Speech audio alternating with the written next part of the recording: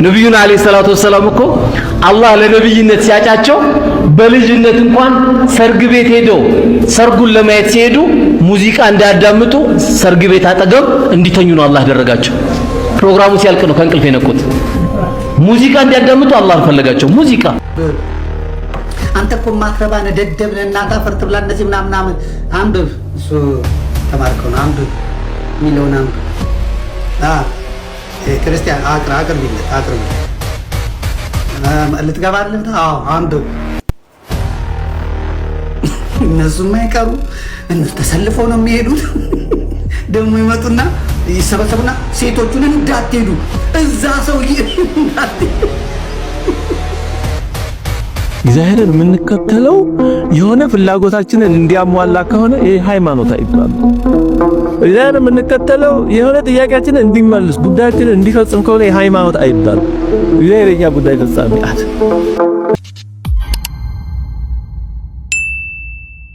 ነብዩን አለይሂ ሰላቱ ወሰለም እኮ አላህ ለነብይነት ሲያጫቸው በልጅነት እንኳን ሰርግ ቤት ሄደው ሰርጉን ለማየት ሲሄዱ ሙዚቃ እንዳያዳምጡ ሰርግ ቤት አጠገብ እንዲተኙ ነው አላህ ያደረጋቸው።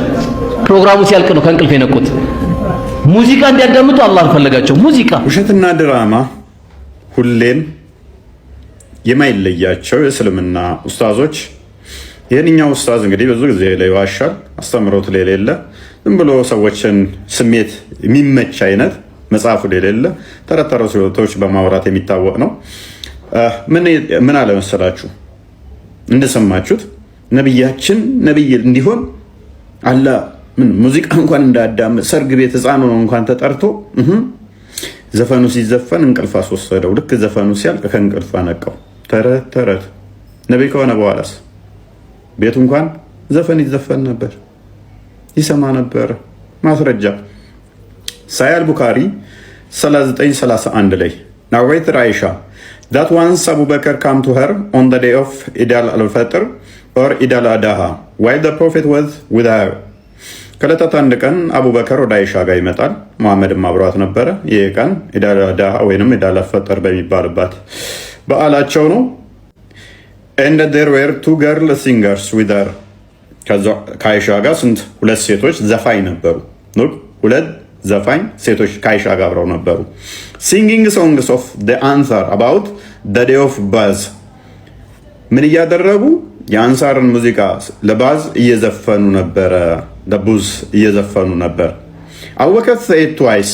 አቡበከር ሁለት ጊዜ እንደዚህ አለ ይላል። ሙዚቃል ኢንስትሩመንት ኦፍ ሸይጣን፣ የሙዚቃ መሳሪያ የሰይጣን ነው። but the prophet said leave them አቡበከር፣ ነብዩ ግን ምን አለ?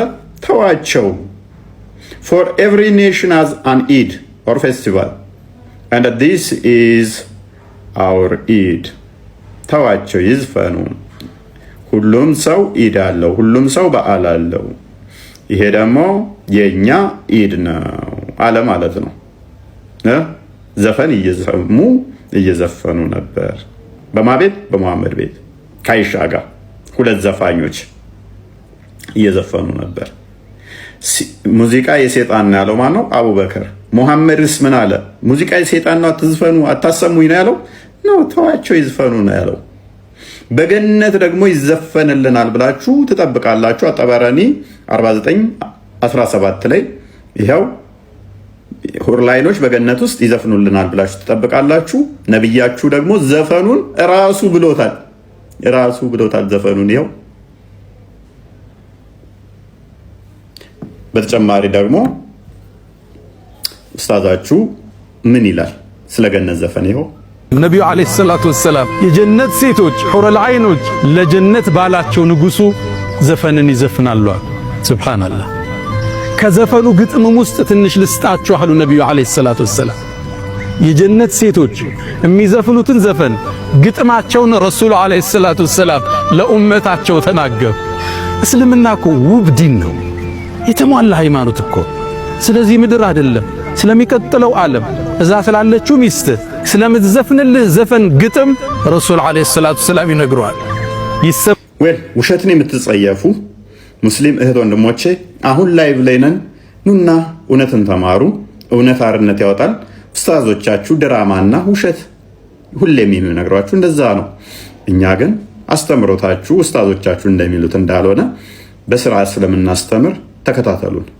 ማለትም ከበሽታ ይፈውሳል ወይ ነው ጸበል። የዚህ ጊዜ ክርስቲያኖች አው ይፈውሳል ይላሉ ነው። አዎ 10 ቄሶች ላምጣላችሁ። 10 የማህበረ ቅዱሳንም የሲኖዶስ አባላትም ሆነው የታመሙ ሰዎች አሉ። ከነማስረጃው ቲክቫ ላይ ከነዜናው አመጣላችኋለሁ። ምን ሲባሉ አቡነ ገሌ የገሌ ፓትሪያርክ ዘመንበረ ሄዶ ስሙ በጣም ይረዝምና ቄስ ገሌ በካንሰር ታሞ ህንድ ተልኳል ትባላለ። ወራጅ አለ። ወራጅን ያዝ እናርገውና ዘመንበረ ቄስ ከላይ አይባልም። የመጀመሪያው ማለት ነው። ይህ አጠራር የሚመለከተው ቅዱስ ፓትሪያርክን ነው። ቅዱስ ፓትሪያርኩን ስንጠራ ደግሞ ብፁዕ ወቅዱስ አቡነ ማትያስ ርዕሰ ሊቃነ ጳጳሳት ዘኢትዮጵያ ሊቀ ጳጳስ ዘአክሱም ወዕጨጌ ዘመንበረ ተክለ ሃይማኖት እንላለን። ከዛ ውጭ የሚባል የለም ነው። ቀጥሎ ግን ዋናው ሐሳብ ምንድነው? ጸበል የሚያድን ከሆነ ፓትሪያርኩም ወይም ቄሶቹም ወይም መነኮሳት ጳጳሳት ታመው ለምንድን ነው ህንድ ሀገር ሄደው የሚታከሙት? ጸበል ባያድን ነው።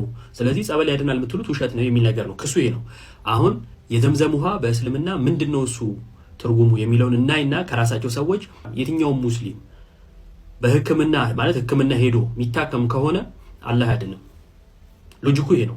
እንግዲህ ረሱላችን አለይሂ ሰላቱ ወሰላም በሐዲሳቸው ለበሽተኛ ደግሞ መድኃኒት ነው ብለዋል ማለት ነው። ዘምዘም ውሃ ለተጠጣበት ዓላማ ነው የሚውለው አሉ ነቢያችን ሰለላሁ ዐለይሂ ወሰለም።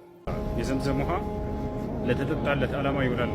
ቢስሚላህ ብለህ አንተ አላህ እውቀትን እንዲሰጠኝ ብለህ ንያ አድርገህ ከጠጣህ በአላህ ፍቃድ አላህ ሱብሓነሁ ወተዓላ የጠየቀውን ነገር ይሰጥሃል። ያ ውሃ ከጅብሪል ክንፍ ስር እስማኤል ከተባለው ነብይ እግር ስር የፈለቀ ውሃ ነው። ያንን ውሃ የጠጣ ሰው መድኃኒት ነው፣ በሳይንስም ተረጋግጧል። የዘምዘም ውሃ ለተጠጣበት ዓላማ ይውላል። ለምሳሌ ርቦ ከሆነ ለመጥገብ፣ ታመ ከሆነ ለመዳን ይውላል። አሁን በእስልምና የታመሙ ሰዎችን ለምን እናያለን? ይሄ ግን እንደው የሚድኑ ሰዎችን ካላየ ሰው ወደ ህክምና ከሄደ ያ ነገር ባያድን ነው የሚባል ከሆነ እኔ ኢትዮጵያ ውስጥ ዘምዘም ውሃ በጣም ማግኘት ከባድ ሆኖ ምናምን ሊሆን ይችላል። እዛው ያለበት አካባቢ ላይ ሆስፒታል ምን ይሰራል? ዶክተር ምን ይሰራል? ለምንድን ነው እሱ ሌላ ህክምና የሚፈልጉት? በቃ ሄደ አይጎልም አይደለ?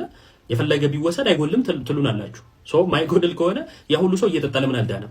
ባያድን ነው ማለት ነው። ያንተ ሎጂክ ይሄ ነው። እና ኡስታዝ ሳላህ ብታስብበት ጥሩ ነው። መጽሐፍ ቅዱሳችን ላይ አንድ ነገር ልንገራችሁ። በሁለተኛ ዜና ምዕራፍ 5 ላይ ቁጥር 10 ላይ ስለ ንዕማን የምናገኘው ታሪክ አለ። ወደ ኤልሳ ጋር ሄዶ ኤልሳ ምን ብሎት ነበረ? ዮርዳኖስ 7 ጊዜ ብቅ ጥልቅ በል ተጠመቅ ከለምጽ ትነጻለህ አለው። በዚህ ጊዜ አባናና ፋርፋ የሚባሉ ወንዞች አሉ በሀገር እስራኤል። ለምንድን ነው እሱ ብሎ ጥያቄ አቅርቦ ነበረ። ግን አባናና ፋርፋ ሳይሆን ሄዳነው ዮርዳኖስ ነው። እግዚአብሔር የተለየን ነገር ለተለየው አገልግሎት ለተለየው ፈውሱ ሊጠቀም ይችላል ማለት ነው። ጸበል ምንለው አለ። እምነታችን በእግዚአብሔር ነው። በዛ በኩል እግዚአብሔር እንደሚያድን እናምናለን ነው ቁም ነገሩ። ምን እንድትል ኢየሱስ ጌታ ነው ልልህ ነው የምትፈልገው? አንድ አዳምጥ።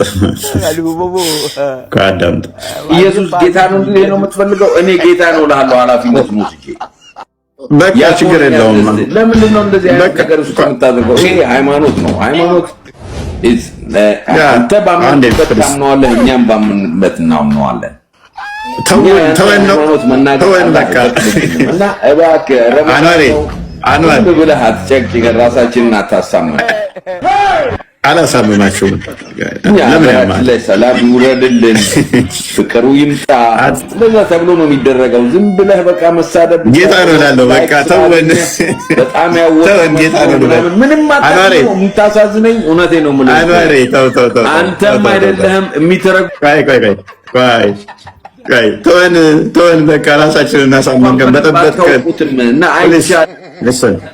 listen نزلنا العربي بلسان عربي بعربኛ ቃል ታረኔ በአረብኛ ወረድ ነው እሱ።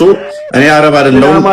የአረብ ከልት አይመለከተኝም እኮ አይመለከተኝም። የከልት የሆነ አስተምሮን እስልምና ኢትዮጵያ ውስጥ መሰበክ የለበትም ማለት ነው።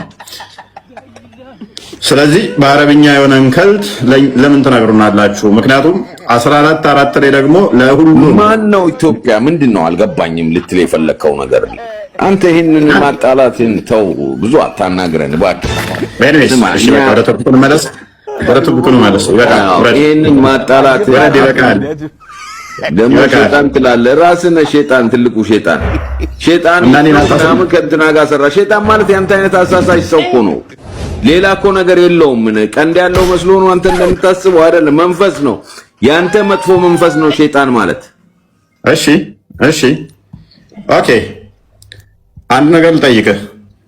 ሱራ 252 ላይ አያተል ኩርሲን ሸይጣን ማባረሪያ ነው አይደለ?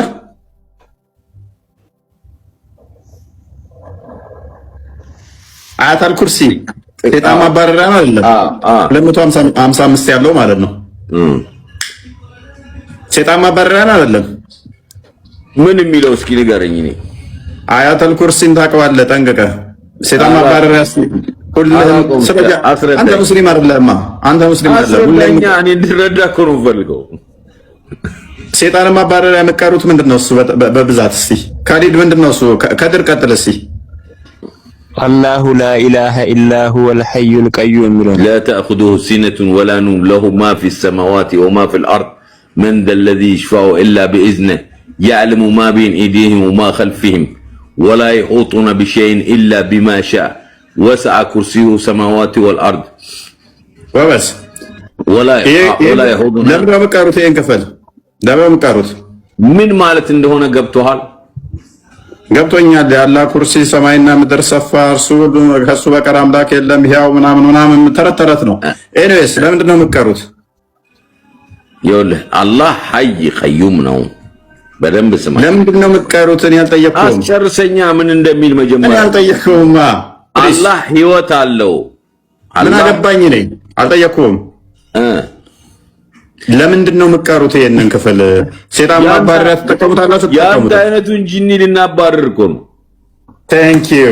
እስቲ አሁን ቅራና ባረኛ ማንን? እኔ ጂኒ ኮን ይሄንን ነገር የሚሰሩ ሰዎች አሉ። ከፈለክ ወስደሃለሁ። እኔ አንተ ጂኒ ላይ ያለውን ካላወጡልህ እኔ አንገቴን ሰጣለሁ። እኔ ደግሞ ልስጥ ቡሃሪ እኔ አንገቴን ሰጣለሁ። ቡሃሪ 10 ትፈትልኝ። ስጦታ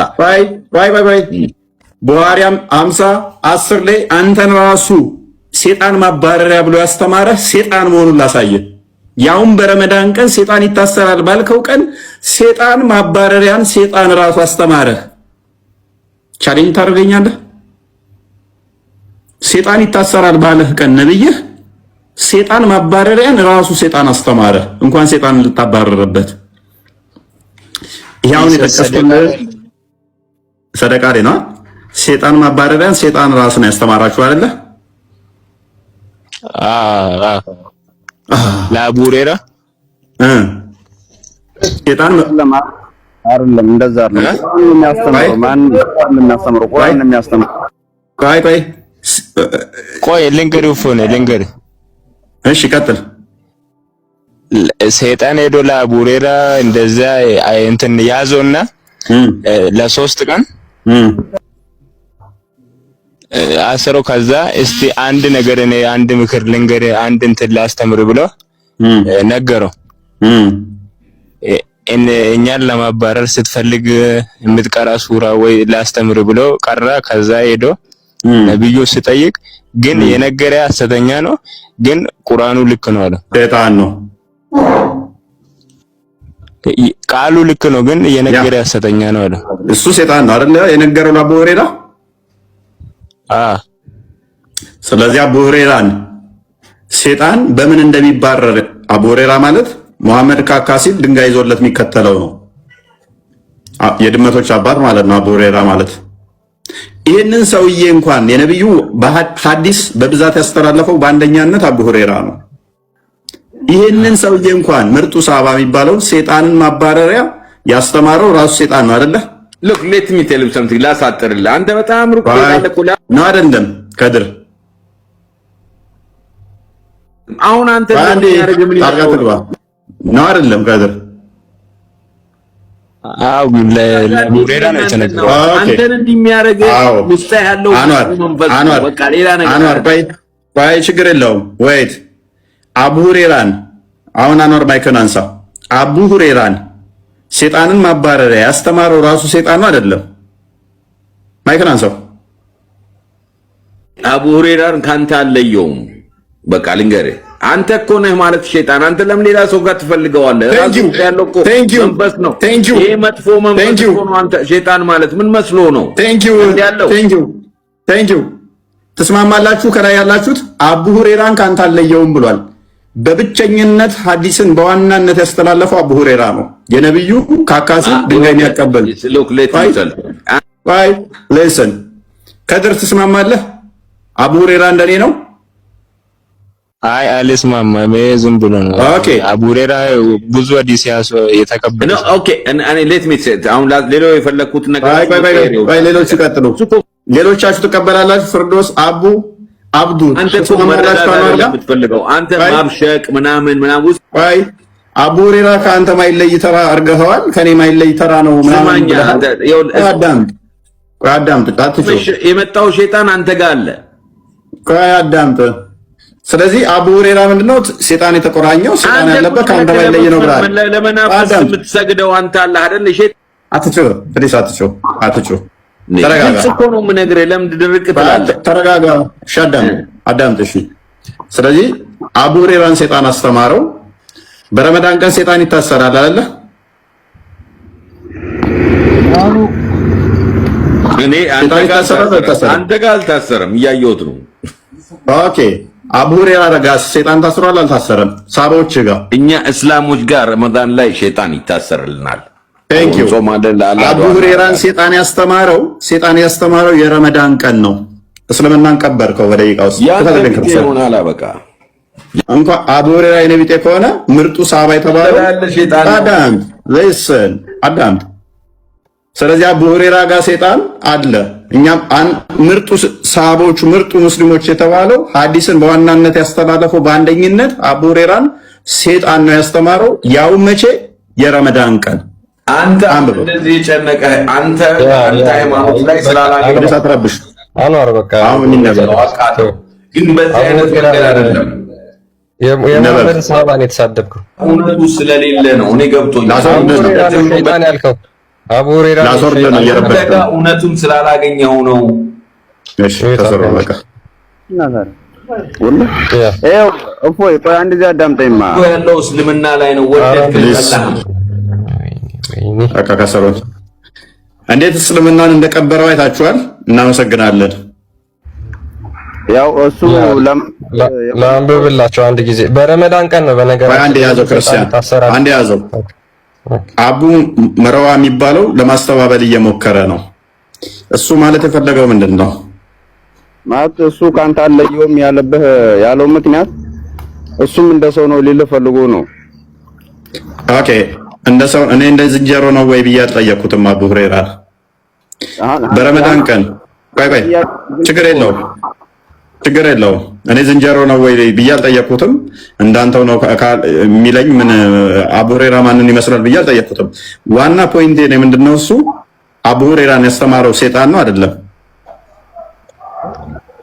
አቡ ሁሬራ ያስተማረው የተናገረው ቃላት ሌላ ነው፣ ቁርአኑ ላይ ያለው ሌላ ነው። አዳምጥ፣ የጠየኩን ብቻ መልስ። አቡ ሁሬራ ሴጣን ማባረሪያን ከቁርአን የትኛው እንደሆነ ሴጣን ራሱን ያስተማረው አይደለም? እኔ እንጃ ስለዛ እንትና ብዙም አይደለም። ታጣውቅ እንደ ልመልስ ትሞክራለህ። ኤኒዌይስ አቡ ሁሬራን ሴጣንን ማባረሪያ ከቁርአን ላይ ይሄንን ቅራ ብሎ ያስተማረው ራሱ ሴጣን ነው። አንድ ሁለተኛ የረመዳን ቀን ሴጣን ይታሰራል አይታሰርም? ይታሰራል። የረመዳን ቀን ነው አቡ ሁሬራን ሴጣንን ማባረሪያ ሴጣን መጥቶ ያስተማረው። ቀጥል ክርስቲያን። አንተ እኮ ማትረባ ነህ፣ ደደብ ነህ፣ እናትህ አፈር ትብላ እንደዚህ ምናምን አንብብ። እሱ የተማርከው ነው። አንብብ የሚለውን አንብብ። ክርስቲያን አቅርብለት። ልትገባ አይደለም? አዎ አንብብ። እነሱም አይቀሩ እነሱ ተሰልፈው ነው የሚሄዱት። ደግሞ ይመጡና ይሰበሰቡና ሴቶቹን እንዳትሄዱ እዛ ሰውዬ እንዳትሄዱ። ሰው ደግሞ በተፈጥሮ የተከለከለውን ነገር ይወዳል። እዛ እፎ ቤት ቁጭ ብሎ ሰዎቹ ይጠጡና እዛ ባላቸውን በቦክስ ተፋገዚ እዛ ይሰሙ።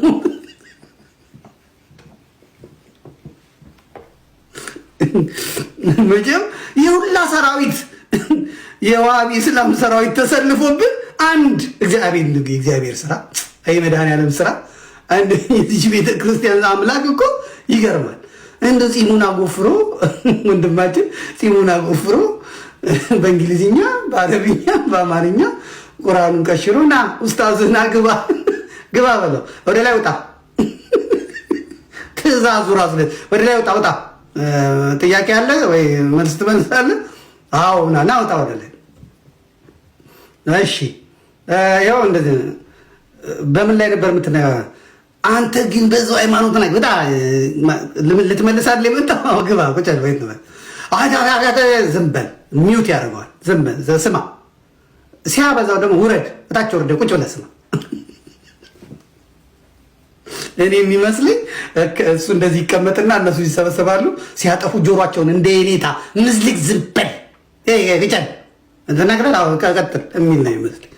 አንድ እፎይ በእውነት እፎይ አድርጓቸው መንዙማውን ላወጡበት እፎይ የሚሉትን ነው አይደለም እፎይ የምንትንቆንታለ እፎይ የሚል መንዙማውን ላ ሰምቻለሁ። በእፎይ መንዙማውን ላ የሰሩለት በእውነት በጣም ጥሩ ነው። እዚህ ግን ለመናፍቃን መልስ የሚሰጡት ከዘማርያምና ማን ነው አንድ ልጅ ዘማርያምና ማን ነው ከሱ ውጭ ያላችሁት ብትደበቁ ጥሩ ነው። እነፈለገ እነማ ተደበቁ፣ ባልተዛሮች ተደበቁ። ግን ወንጌሉ የገባቸው ብሉያቱም ሐዲሳቱም የገባቸው የሊቃውንቱን መጽሐፍ የሚያውቁ ከሆነ አይቀር እንግዲህ እነሱ ካሉ ቦታውን ለቃችሁላቸው እናንተ ብትማሩ ጥሩ ነው። የራሳችሁን የዩቲዩብ ግሩፕ ፈጥራችሁ አሰጣው ፈለገ አሰጣው አኬ ጨመቀው እንትና ቤት እንትን ተባለ። ይሄ ለእናንተ መዝሙረ ያሬድ መዝሙረ ያሬድ ክበሩልኝ። መዝሙረ ያሬድ ሚስቴን አፋታኝ። እንትና እፎይ ቤት ሰምቻለሁ። ሚስቴን አፋታኝ ምን አሁን ደግሞ ሌላ ዘዴ አምጥቷል እፎይ። እሱን ነገር በደንብ ሂድበት። ወሃቢያንና ትክክለኞቹን እስላሞች ሁለቱን አስቀምጦ እንደው ጽናቱ እሱ ቁጭ ብሎ እነሱ ይፋጠጣሉ። አላህ መልክ አለው ፊት የለው እና አባ ከየት ነው መጣው? ብንነጋገርስ እዚህ እሱ ቤት ነው ወይ መነጋገር ያለብን? በውጭ በውስጣችን አነጋገርም። ለምን በውጭ መነጋገር? እዚህ እንነጋገር። እሱ እናቴ አሁን መከራከሩን ትቶ ቀጥል። አህመድ ቀጥል። እሺ ኑረዲን ቀጥል። እሺ ሙዘሚል አለ ግባ። አይፎይ እንግዲህ የስራን ይስጠኔ የለውበትም አያገባኝም። እግዚአብሔርን የምንከተለው የሆነ ፍላጎታችንን እንዲያሟላ ከሆነ ይሄ ሃይማኖት አይባልም። እግዚአብሔርን የምንከተለው የሆነ ጥያቄያችንን እንዲመልስ ጉዳያችንን እንዲፈጽም ከሆነ ይሄ ሃይማኖት አይባልም። እግዚአብሔር የኛ ጉዳይ ፈጻሚ እግዚአብሔር በገንዘብ የቀጠርነው ወይም ኤጀንታችን አይደለም። እግዚአብሔር አምላክ ነው። እግዚአብሔር አባት ነው። እንደ አባትነቱ የሚጠቅመን እንኳን ጠይቀነው ሳይንጠይቀው ያደርጋል። የፈጠረን ጠይቀነው አይደለም። እንዲህ ባለ ሁኔታ ያኖረን ጠይቀነው አይደለም። እሱ ባወቀ ነው ያደረገው። ስጋውን የቆረሰ ደሙን ያፈሰሰ ራሱን የሰጠ ጠይቀነው አይደለም። ተገብቶንም አይደለም። ይሄን ሁሉ ያደረገ በጥቃቅኑ አይታማም። ግን ገልብጠን ግን እግዚአብሔርን እንደ ጉዳይ አስፈጻሚ የምናየው ከሆነ ግን ይሄ ጤነኛ ሃይማኖት እንዲህ ያለ ሰው እግዚአብሔርን የምንወደው ፍላጎታችንን ስለፈጸመ ከሆነ ይሄ የወደድነው እግዚአብሔርን ሳይሆን ፍላጎታችንን የወደድነው እግዚአብሔርን ሳይሆን ያንን የፈለግነው ፍቶታችንን ምኞታችንን እንዲህ ያለ ግንኙነት ያ የፈለግነው ነገር ሲቀር እግዚአብሔር ጋር ያለንን ግንኙነት በዛው ልክ መቀነስ፣ መድከም፣ መሻከር ይጀምራል። ስለዚህ ከእግዚአብሔር ጋር ያለን ግንኙነት ምን አይነት እንደሆነ መመርመር አለብን። እግዚአብሔር የጠየቅነውን ባያደርግስ፣ ጤናስ ባይሰጠን፣ ሀብትስ ባይሰጠን፣ ሌላስ ነገር ባይኖር ሃይማኖታችን ከእግዚአብሔር ጋር ያለው እንዴት ነው? ይቀጥላል ወይስ አደጋ ላይ ይወድቃል? ይሄ መጠየቅ አለብን። ሰማዕታት እኮ በሰዓቱ በስለቱ በመከራ ውስጥ ነው ያለሁት። እግዚአብሔር ጠልቷቸው ነው። ቅዱስ ጊዮርጊስን ያን ያክል 7 ዓመት መከራ ሲቀበል እግዚአብሔር ጠልቶት ነው አይደለም። ፍቅሩ እንዲገለጥ ነው። ቅዱስ ጊዮርጊስ እግዚአብሔር ያለው ፍቅር እንዲገለጥ የእግዚአብሔርም ኃይል በቅዱስ ጊዮርጊስ ላይ እንዲገለጥ ነው። ሰማዕታት ያን ሁሉ መከራ የተቀበሉት ጠልቷቸው አይደለም። እግዚአብሔር ግን እሱ የምንወደው ከፍላጎታችን በላይ መሆኑ እንዲገለጥ ግን ይፈልጋል። አሁን እናንተ የሚወዳችሁ ሰው ቢኖር ያ ሰው ግን የሚወዳችሁ ከእናንተ ስለሊያገኘው ጥቅም ብሎ መሆኑን ብታውቁ ደስ ይላችኋል? ደስ ይላችኋል? የሆነ ሰው ይወዳችኋል፣ ግን ኦኬ ያ ሰው የሚወደው እናንተን ሳይሆን ከእናንተ የሚያገኘው ነገር ነው። እንዲህ ያለ ነገር ደስ የሚያሰኘው ሰው አለ? እግዚአብሔርስ እኛ እንደዚህ ያለ ነገር የማያስደስተን ከሆነ እግዚአብሔርስ ያስደስታል።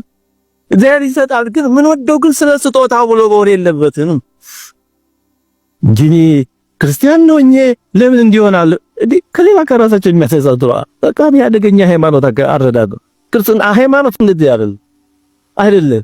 ትራንዛክሽን አይደለም ሃይማኖት። ጊቭ ኤንድ ቴክ አይደለም። የኔ ያጾም ያለ የኔ ያልዘጠይ ይህ ያለ በጣም አደፊን ያደርጋል።